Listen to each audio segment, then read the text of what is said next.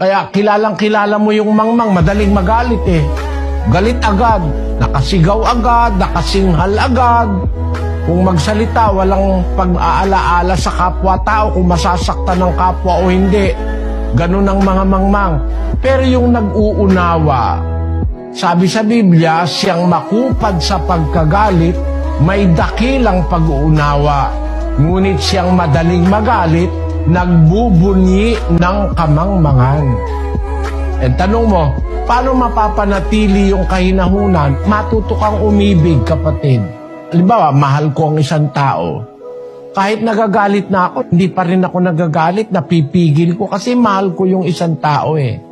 Pero pag halimbawa, lagi kang galit, ibig sabihin wala kang pag-ibig noon. Lagi nakasigaw, lagi nakasinghal, laging kung magsalita ay nakakasugat ng damdamin, walang pag-ibig sa kapwa yung ganun. Matuto lang tayong umibig, magiging mahinahon tayo.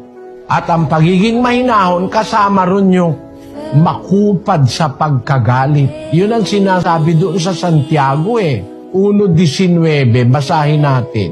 Nalalaman ninyo ito, minamahal kong mga kapatid.